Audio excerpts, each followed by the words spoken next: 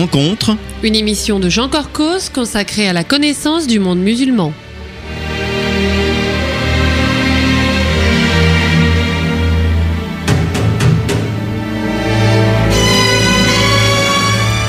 Bonjour amis auditeurs, Jean Corcos au micro pour ce pré-enregistré réalisé le 17 septembre 2014. Par avance d'abord mes meilleurs vœux pour la nouvelle année juive, car Rosh Hashanah sera fêté quelques jours après cette émission.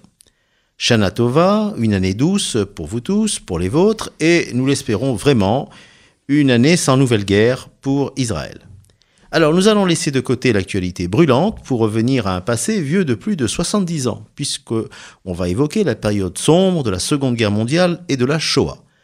Nous le ferons autour du dernier livre de mon invité, Les Juifs de Tunisie sous la botte allemande, préface d'Elie Wiesel, publiée aux éditions Glyph, et j'ai le grand plaisir de recevoir son auteur, Jean-Pierre Halali. Bonjour. Bonjour et merci de me recevoir. Alors Jean-Pierre, est-il utile de te présenter à nos auditeurs ? Je suis prêt à répondre.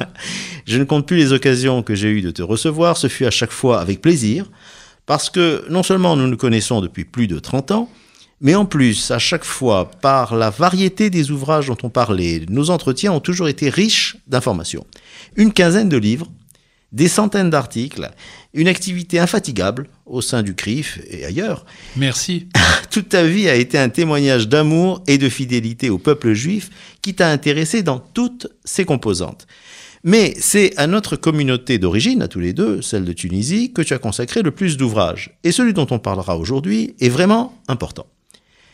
Au-delà des rappels historiques et de la compilation des travaux d'historiens sur l'occupation allemande dans ce pays, tu as en effet réalisé quelque chose de tout à fait inédit. Recueillir les témoignages des derniers survivants.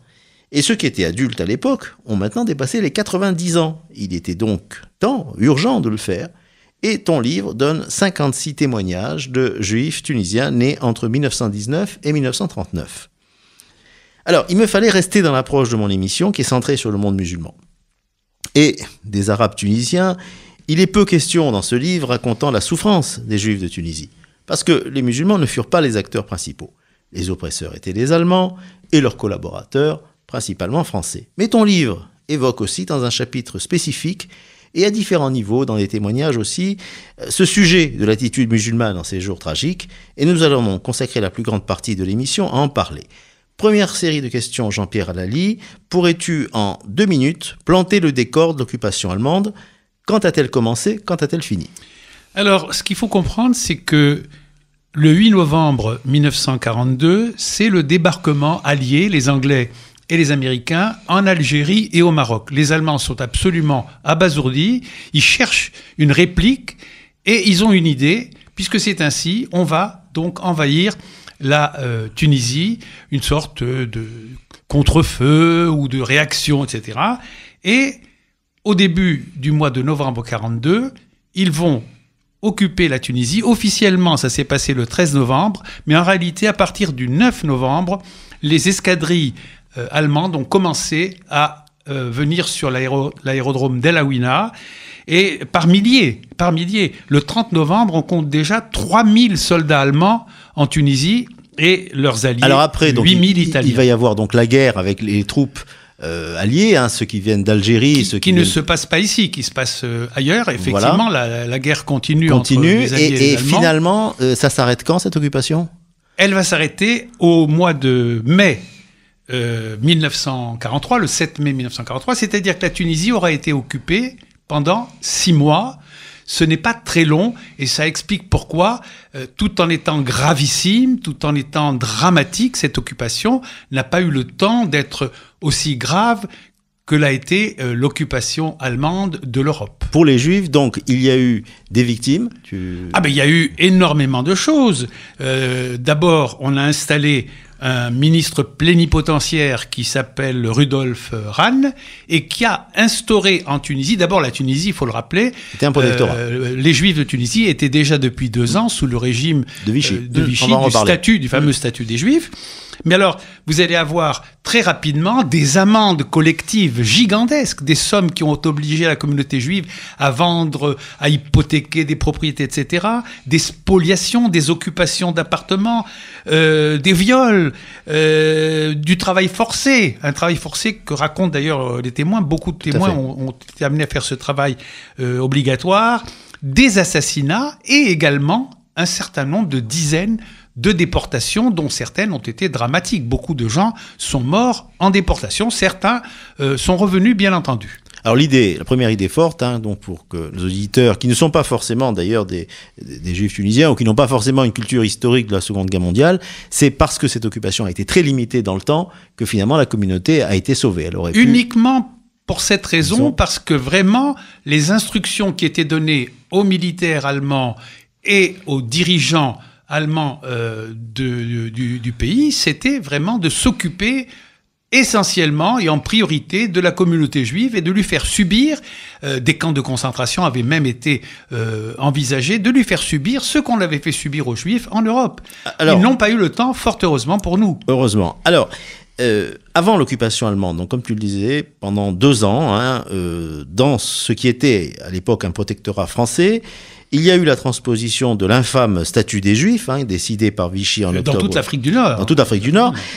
Simplement, on a l'impression, en lisant ce que tu as mis dans le livre, que la marginalisation économique et professionnelle de la communauté a été moins féroce que en France ou en Algérie. Est-ce que c'est... Oui et non, peut-être moins féroce parce que, disons, peut-être par débrouillardise ou avec des amitiés, parfois au sein d'ailleurs de certains dirigeants arabes, certains ont pu échapper dans certaines professions, médecine ou avocat, au statut, mais dans l'ensemble, ça a été très dur, notamment pour les enseignants. Alors, tu rappelles que le B. Monsef avait signé le décret d'application de ce statut des Juifs. Est-ce qu'il pouvait s'y opposer ? Il ne pouvait pas s'y opposer. Le problème est général. C'est pareil au Maroc, où le roi n'a rien pu faire. Alors le problème de ces souverains, c'est que on a tendance à vouloir glorifier leur action, mais c'est vrai qu'ils ont accueilli des dirigeants de la communauté juive, qui leur ont dit des bonnes paroles, etc. Mais face aux pressions en Tunisie du résident général qui s'appelait l'amiral Esteva et au Maroc qui s'appelait Noguès, ils ne pouvaient rien faire. C'était ça où ils étaient destitués. Mais ils ont signé le statut des Juifs. Ils ont apposé leur signature sur les décrets. Alors, Jean-Pierre Lalli, les minutes filent. Le technicien me fait signe qu'il nous reste plus que 4 minutes avant la pause. Et j'aimerais qu'on parle d'un témoignage très important. On pourra continuer après la coupe publicitaire éventuellement, si on n'a pas le temps. C'est celui de notre vieil ami André Naoum. André que connaissent bien les auditeurs de Judaïque FM. Et André Naoum donc avait 21 ans lorsque les Allemands ont envahi la Tunisie. Et qui a un souvenir très précis de cette époque. Très précis. Il s'est porté volontaire quand il y a eu donc la réquisition des jeunes au camp de Bizerte. Et il dit, page 101, d'une manière générale, la population locale nous était dans l'ensemble pas favorable, pas franchement hostile, mais elle n'était pas fâchée de nous voir confrontés à nos problèmes. Est-ce que tu pourrais rapidement, donc en 3 minutes, dire pour chaque communauté vivant dans la Tunisie de l'époque, les colons français, les Italiens, les Tunisiens musulmans, essayer d'expliquer un petit peu quelle était leur opinion dominante à l'époque. Pour ce qui est des Français, les Français catholiques, il y avait 2 partis, ceux qui étaient, anti-fascistes et qui ont, bien entendu, pour certains, aidé les Juifs, etc. Et une partie assez importante qui était pro-nazi. Ils ont monté une association qui s'appelait le COSI, qui récupérait l'argent confisqué aux Juifs, sous-entendu pour aider les Français malheureux, etc. Et dans ce COSI, quelques musulmans, on en fait partie, notamment Chadli Zouiten et M. Ben Milad. Les Italiens, eux, qu'est-ce que vous voulez qu'ils fassent ? Ils étaient alliés des Allemands. Oui. Des Allemands, donc par la force des choses, ils étaient contre les Juifs. Et les Arabes, je crois que André Naoum n'a pas tort, ils n'étaient pas mécontents de ce qui nous arrivait, peut-être pas par antisémitisme, mais parce que ils avaient envie de choisir l'Allemagne qui, d'après eux, pouvaient les libérer, les conduire vers une certaine indépendance, se débarrasser de la France. C'est un peu l'anticolonialisme, de dire notre colonisateur a été battu. Il y avait un proverbe donc, à l'époque, une phrase que les Arabes aimaient bien prononcer, c'était « Shitan Olahiya », c'est-à-dire on a à choisir entre plutôt Satan, l'Allemagne, que la France, parce que finalement, peut-être qu'avec l'Allemagne, on va faire une bonne affaire. Ça, c'était, disons, le vox populi. Voilà. Alors, j'aimerais maintenant qu'on parle un peu des positions des officiels, entre guillemets, tunisiens pendant ces 6 mois tragiques de l'occupation, hein, donc entre novembre 1942 et mai 1943. Alors, bien rappeler encore une fois, c'était pas directement une colonie, mais c'était un protectorat français. Il y avait des leaders musulmans qui étaient intégrés dans le système colonial, et ceux qui, au contraire, militaient, alors de façon plus ou moins clandestine, pour l'indépendance au sein du grand parti. Le Néo-Destour. Le Néo-Destour, voilà. Dabib Bourguiba. Dabib Bourguiba. Alors, page 33 et suivante, donc tu donnes le nom de Justes, entre guillemets, qui n'étaient pas forcément des gens qui ont sauvé directement des Juifs, mais qui ont essayé de les protéger. Par contraste, tu donnes les noms de ceux qui ont joué à fond la carte allemande. Est-ce que tu pourrais citer quelques noms ? Quelques noms. Bon, d'abord, je reviens sur Chadli Zuiten, qui appartenait, comme je l'ai dit, au COSI, cet organisme français mais fasciste. Ce qui est absolument étonnant, c'est que après l'indépendance, on a débaptisé le stade de Tunis, s'appelait le stade Géo-André, et on a donné le nom de ce Chadli Zuiten. Parmi les personnes qui ont été troubles, il y a Habib Tamer, dont le nom a été donné à l'une des plus grandes avenues de Tunis. Ça, et il y en avait beaucoup, hein, le docteur Slimane Ben Slimane, Tayyab Slim, Rachid Driss, Youssef Rouissi, Hassine Triki, plein de gens qui, d'un côté ou d'un autre, disons, ont été plutôt pro-allemands et aussi à l'intérieur du Néo-Destour, ce qui ne faisait pas les affaires de Bourguiba, à l'époque d'ailleurs emprisonné, mais qui avait du flair. Bourguiba a compris que malgré la puissance provisoire des Allemands en Tunisie, il était sûr qu'ils allaient perdre la guerre. L'intelligence politique de Bourguiba. Et il a dit à ses proches, ne vous mettez pas avec les Allemands, ils vont perdre et nous, du coup, on va y perdre. Donc il a eu ce flair. Alors, il a été quand même pas très malin à un moment donné d'avoir une correspondance qu'on a retrouvée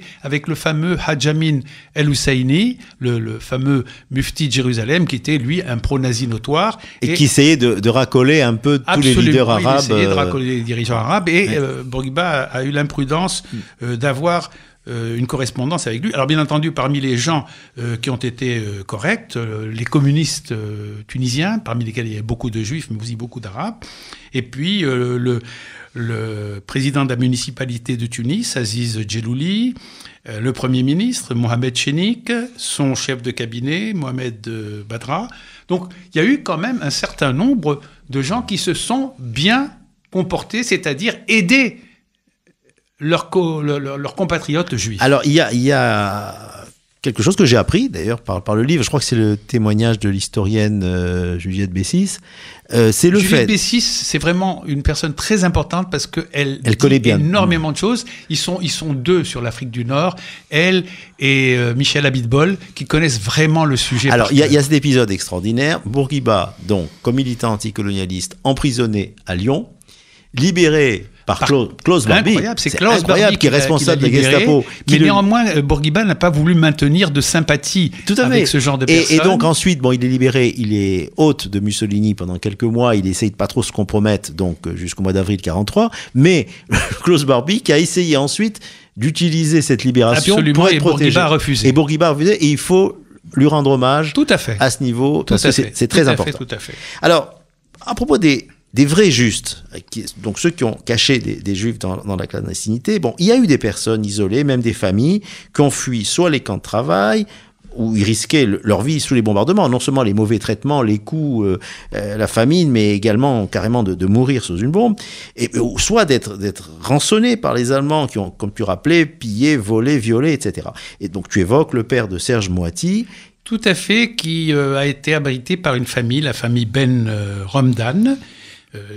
Serge le raconte dans son livre qui est autobiographique, Village Jasmin. Oui, tout à fait. Mais il y a quelqu'un dont tu ne parles pas de façon directe, c'est Oded Boukris de Madia, qui a raconté avoir été caché avec 20 personnes dans la ferme d'un riche propriétaire tunisien, hein, qui avait une ferme, Khaled Abdelwahab. Tout à fait. Lui est cité par l'historien américain Robert Satloff. Il a été proposé comme juste au Yad Vashem. Pourquoi n'avoir pas parlé plus de son cas? D'abord, j'ai consacré 2 pages à cette affaire, les pages 258 et 259 de mon ouvrage, à l'affaire Boukris, Satloff, Abdelwahab.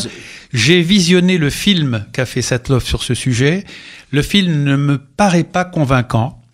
Et pour tout ce qui est de l'action des justes, je crois que l'Institut Yad Vashem fait autorité. Il a acquis un savoir-faire, et lorsqu'il dit oui, cette personne mérite la médaille dite des justes, il a enquêté à fond, etc. Il y a beaucoup de cas comme ça, où on a essayé de dire que ces personnes méritent le titre. Ce monsieur Abdelwahab n'a pas eu et n'aura probablement pas la médaille, pas plus que le roi du Maroc, dont Shimon Peres aurait bien aimé un jour, pour des raisons politiques, qu'il ait cette médaille des justes, mais il n'avait pas de raison de l'avoir. Donc, on a parlé de la mosquée de Paris.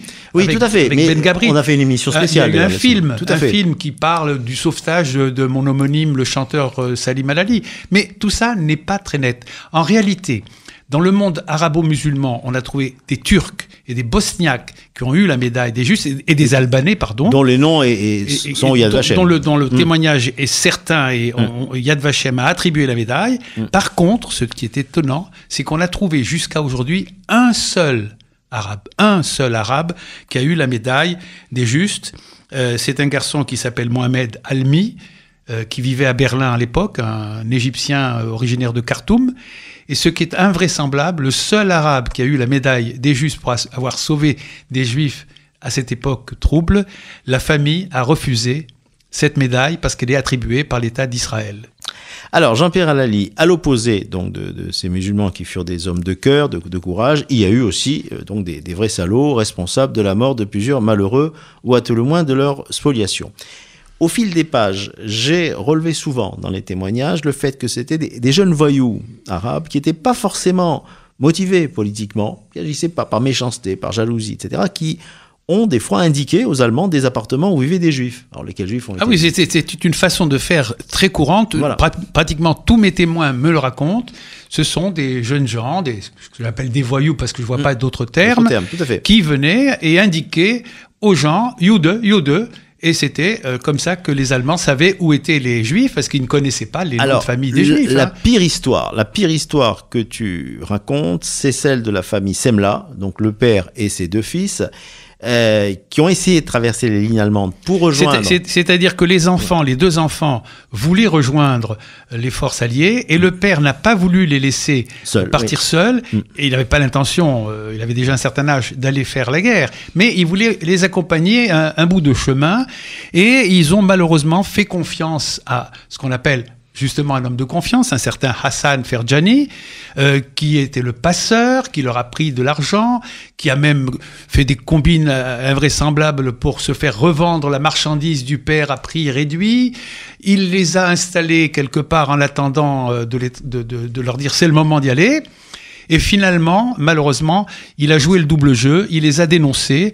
Ces gens ont été arrêtés le 10 mars 1943 par les Allemands, déportés, ils sont allés de prison en prison, un père et ses 2 fils, et finalement, ils ont été condamnés à mort par un tribunal militaire et exécutés à la hache. C'est horrible. Dans la ville de Halle. Et le père a assisté d'abord à l'exécution de ses 2 enfants. C'est une affaire terrible, l'affaire des frères Semla et de leur père. Est-ce que raconte aussi ton livre, c'est que le El Ferjani, qui a été donc condamné à perpétuité... Les 3 personnes ont été jugées et condamnées sur la base du témoignage de ce garçon. Il a été effectivement condamné à mort par la justice militaire française. Sa peine a été ensuite commuée à 20 ans de prison par le gouvernement tunisien. Et ce qui est incroyable, c'est que c'est le gouvernement tunisien, par le biais de Bourguiba, qui lui a accordé sa grâce. Voilà. Et il n'aura finalement passé que 14 ans en prison, alors qu'il est responsable de la mort de ces 3 personnes dans des conditions absolument épouvantables. Alors, on va finir dans les 3-4 minutes qui nous restent par évoquer la mémoire de cette page tragique donc des Juifs de Tunisie. Alors, il y a des commémorations mémorielles, il y a tous les ans au mémorial de la Shoah une cérémonie tout à fait, qui a été initiée par Claude Nataf. Il y a notre ami Claude Sidbon qui organise avec le Yad Vashem une cérémonie en Israël. Le problème, c'est chez nos amis, tunisiens musulmans, en Tunisie, le fait que cette mémoire soit totalement effacé. Par exemple, tu racontes que la rue Victor Nataf qui commémorait... Victor Nataf, ça a été l'un de ces jeunes gens qui ont été tués pendant cette occupation. C'était un garçon qui était boiteux, qui n'était pas en très bonne forme. Il a été tué parce qu'il marchait pas assez vite, et il y a eu une rue à l'Ariana qui portait son nom, qui a été débaptisée, mais elle a été débaptisée. Elle n'est pas la seule. Il y a eu beaucoup de rues en Tunisie qui avaient des noms juifs. Tout à fait. Elle n'existe plus. Ma question très rapide.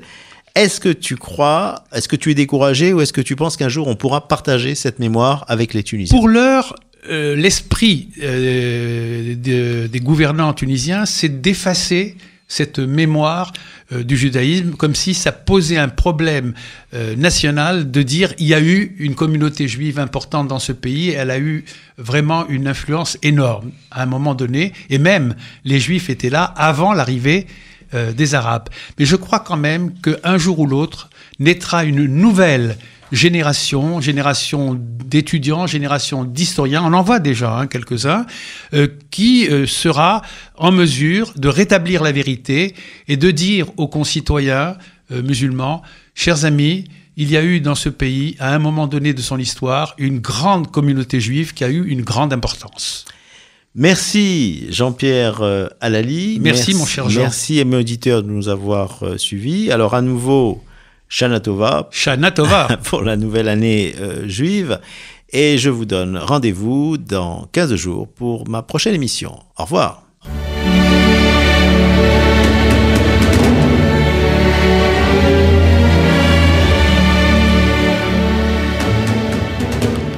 Rencontre. Une émission de Jean Corcos consacrée à la connaissance du monde musulman.